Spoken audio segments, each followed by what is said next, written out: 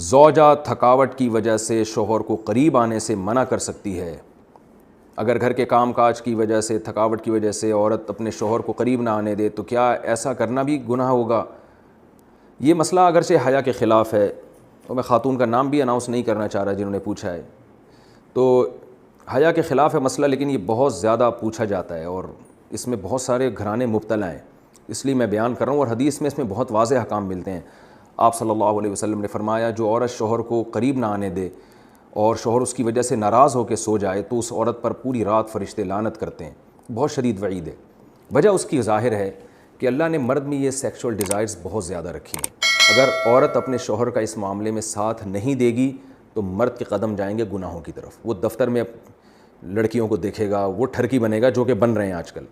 تو عورت پر لازم ہے کہ وہ زینت اختیار کرے اور مرد کو کسی اور کے پاس جانے کے قابل نہ چھوڑے وہ، تاکہ مرد بھی اس سے محبت کرے اور وہ ادھر ادھر جو منہ مار رہا ہے اس سے بچے۔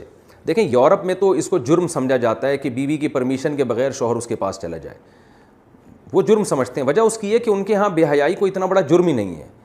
وہ اگر مرد کل دن میں کسی اور کے پاس چلا جائے تو وہ اس کو اتنا سیریس نہیں لیتے۔ اسلام میں تو یہ بہت بڑا جرم ہے کہ آپ کے لیے اللہ نے جس زوجہ کو بنایا آپ اس کے علاوہ کسی اور کے پاس کیوں جا رہے ہیں۔ تو یہ حکمت اس وقت تک حاصل نہیں ہو سکتی جب کہ عورت اس میں اپنے مفاد پر شوہر کے مفاد اور شریعت کے مفاد کو ترجیح نہ دے۔ تو جب تک عورت کو کوئی بیماری نہ ہو، ہاں بیماری ہے تو ایک الگ بات ہے، عورت اگر بیمار نہ ہو تو اس کے لیے جائز نہیں ہے کہ وہ اپنے شوہر کو اپنے قریب آنے سے روک دے۔ تو اصل مسئلہ تو یہی ہے۔ لیکن شوہر کو بھی بہرحال یہ چاہیے کہ اگر اس پہ بہت زیادہ غلبہ نہیں ہے اور اسے گناہ کا خطرہ نہیں ہے اور وہ یہ سمجھ رہا ہے کہ زوجہ کام کاج کی وجہ سے بہت زیادہ تھک گئی ہے، اس کی نیند میں بہت خرابی ہوگی، تو شوہر کے لیے بہرحال اخلاقیات کا تقاضا یہ ہے کہ کہیں بھاگی نہیں جا رہی ہے، زندگی بھر آپ کے ساتھ ہی ہے، تو تھوڑا سا اپنی خواہش کو آپ کنٹرول کر لیں۔ اخلاقیات کا تقاضا ہے۔ قانون تو ایسے موقع پہ شوہر کا ساتھ دے گا، اسلامی قانون عورت کو برا کہے گا، لیکن اخلاقیات بھی کوئی چیز ہوتی ہیں، بھئی آج کے بجائے صبر کر لو تو اور اپنے آپ کو کنٹرول کر لو۔ تو کبھی کبھار اگر ایسا ہوتا ہے تو شوہر کو چاہیے کہ وہ اخلاقیات کا مظاہرہ کرے اور بیوی کو مجبور نہ کرے۔ لیکن بہرحال قانون یہی ہے کہ عورت کے لیے اپنے آپ کو روکنا جائز نہیں ہے، کیونکہ اس میں عورت کا کوئی خاص نقصان بھی نہیں ہوتا، انرجی تو مرد کی یوٹیلائز ہوتی ہے بہت زیادہ۔ تو عورت جس کا زیادہ نقصان نہیں ہو رہا اور مرد جس کا بیڑا غرق ہونے کا خطرہ ہے، اس کی نیند خراب ہو سکتی ہے رات کی اور پھر اگلے دن اس کو گناہ کا خطرہ ہے۔ جب انسان کی ڈیزائرز پوری نہیں ہوتی وہ تو بعض دفعہ درندہ بن جاتا ہے۔ یہ جو آج کل اتنے واقعات ہو رہے ہیں ریپ کے اور جو قتل کے واقعات ہو رہے ہیں اور یہ جو بدماشیاں پھیل رہی ہیں، یہ زیادہ تر انہی لوگوں کی ہے جن کی یہ حلال طریقے سے خواہش پوری نہیں ہو رہی اور وہ مطمئن نہیں ہو پا رہے، تو وہ پھر اس طرح کی حرام کاریوں کی طرف جاتے ہیں۔ تو اس لیے شریعت نے بہرحال حکم دیا ہے کہ اس معاملے میں عورت شوہر کا ساتھ دے۔ عورت جان بوجھ کر شادی نہ کرے تو کیا گنہگار ہوگی؟ میری 2 جگہ طلاق ہوئی ہے اور میری ایک بیٹی ہے، ابھی میں شادی نہیں کرنا چاہتی، میں بیمار بھی رہتی ہوں، تو اگر میں شادی نہیں کروں تو کیا مجھے گناہ ہوگا؟ دیکھیے آپ شادی نہ کریں تو کوئی گناہ نہیں ہے، کوئی شادی فرض واجب نہیں ہے، آپ کا اگر موڈ نہیں ہے تو نہ کریں شادی آپ۔ لیکن سنت مؤکدہ بہرحال یہی ہے جوان عورت اور جوان مرد کے لیے کہ وہ شادی کے بغیر نہ رہیں۔ اس کا بچوں سے تعلق نہیں ہے کہ آپ کے 3 بچے ہیں کہ 4 بچے ہیں یا آپ کو 2 دفعہ طلاق ہوئی ہے 3 دفعہ طلاق ہوئی ہے۔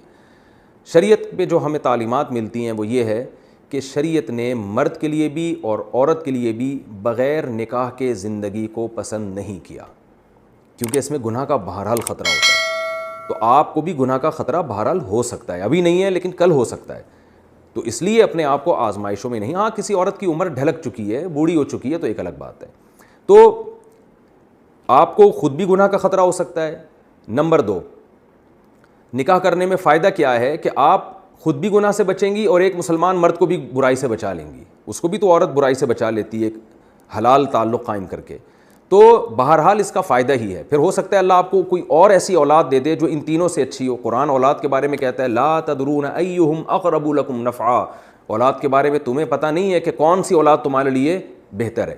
اس بارے میں ابو داؤد کی ایک حدیث پیش کی جاتی ہے کہ نبی صلی اللہ علیہ وسلم نے فرمایا جو عورت بچوں کی وجہ سے نکاح نہ کرے اپنے بچوں کی خاطر تو قیامت کے دن وہ میرے ساتھ ہوگی۔ یہ حدیث بالکل بہت زیادہ ضعیف ہے، اس سے استدلال درست نہیں ہے اور یہ قرآن و سنت کی دوسری نصوص کے بھی خلاف ہے۔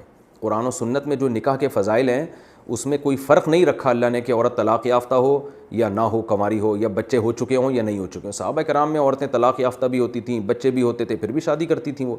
بلکہ قرآن نے تو کہا وَرَبَائِبُكُمُ اللَّاتِي فِي حُجُورِكُم مِّن نِّسَائِكُمُ اللَّاتِي دَخَلْتُم بِهِنَّ، تمہاری وہ عورتیں، تمہاری وہ سوتیلی بیٹیاں جن کی ماؤں سے تم نکاح کر چکے ہو، تو ان بیٹیوں سے نکاح حرام ہے۔ تو اس سے پتہ چلتا ہے صحابہ کرام جب عورتوں سے نکاح کرتے تو سوتیلی بیٹیاں بھی ان کے ساتھ آتی تھیں۔ قرآن کہہ رہے جو تمہاری گود میں پلتی ہیں سوتیلی بیٹیاں۔ تو یہ معاشرے میں اس کلچر کو فروغ دینا چاہیے۔ اس لیے میں آپ کو مشورہ دوں گا کہ آپ کوئی بھی آپ کو ہم پلہ کفو رشتہ ملتا ہے تو آپ اس سے بہتر ہے کہ نکاح کر لیں، لیکن بہرحال زبردستی نہیں ہے اس میں، یہ کوئی ایسا حکم نہیں ہے جو کسی سے بھائی لیکوریا کی کتنی مقدار ہو تو نماز جائز ہے؟ اگر لیکوریا کی مقدار سکے کے برابر ہو تو کیا اس سے نماز ہو جائے گی؟ کتنی مقدار معاف ہے یعنی اس میں نماز ہو جاتی ہے؟ عائشہ خان کراچی سے۔ دیکھیں لیکوریا کی نجاست ہو یا کوئی بھی گندگی ہو، پیشاب ہو، تو یہ جو ہماری ہتھیلی ہے نا، اس میں جب پانی ہم ڈالتے ہیں تو جتنا پانی کھڑا رہتا ہے یہ 1 درہم کے برابر بنتی ہے۔ پہلے زمانے میں جو 5 روپے کا سکہ ہوتا تھا، تو جب تک مقدار اس سے کم ہو معاف ہے، اتنی یا اس سے زیادہ ہو تو وہ معاف نہیں ہے، کیونکہ تھوڑی مقدار نجاست کی بہرحال قابل معافی ہے، کیونکہ ما جعل علیکم فی الدین من حرج، اللہ نے دین میں تنگی نہیں رکھی ہے۔ کیونکہ ہم پیشاب کرتے ہیں بعض دفعہ 1-2 چھینٹے تو پڑ جاتے ہیں، اب کہاں ہر دفعہ شلواروں کو دھوتا پھرے گا انسان، تو فقہاء نے لکھا ہے کہ تھوڑی مقدار نجاست کی بہرحال معاف ہے۔ تو اب کتنی تھوڑی ہے اور کتنی زیادہ ہے تو اس کے بارے میں قرآن و سنت میں واضح ہدایات نہیں ملتی، تو فقہاء نے دیگر احکام سے قیاس کیا ہے، وہ قیاس کر کے یہ مسئلہ بیان کیا ہے کہ اگر 1 درہم یا اس سے زیادہ ہو تو وہ معاف نہیں ہے، اس سے کم ہو تو وہ معاف ہے۔ تو جب لیکوریا کی نجاست یا پیشاب کا قطرہ جسم سے خارج ہوگا، وضو بہرحال آپ کا ٹوٹ جائے گا، لیکن شلوار کو یا جسم کو دھونا لازم ہے یا نہیں؟ تو 1 آدھ قطرہ ہے یا تھوڑی سی لیکوریا کی رطوبت ہے تو وہ تو معاف ہے، لیکن اگر وہ اتنی پھیل گئی ہے ہتھیلی کی گہرائی کے برابر، جو پہلے زمانے میں جو 5 روپے کا بڑا سکہ ہوتا تھا اس کے برابر اگر پھیل گئی ہے تو اس جگہ کو دھونا لازم ہے، اس سے کم ہے تو اس جگہ کو دھونا لازم نہیں ہے۔ اور اگر متفرق پھیلی ہے، تھوڑی وہاں تو ایک اندازہ لگائیں کہ یہ جمع ہوتی تو اتنی پھیل جاتی کہ نہیں پھیلتی، تو وہ اندازہ لگائیں۔ اگر آپ کا خیال ہے کہ اتنی ہے تو دھو لیں، اس سے کم ہے تو نہ دھوئیں، بے شک نہ دھوئیں، دھوئیں گے تو اچھی بات ہے۔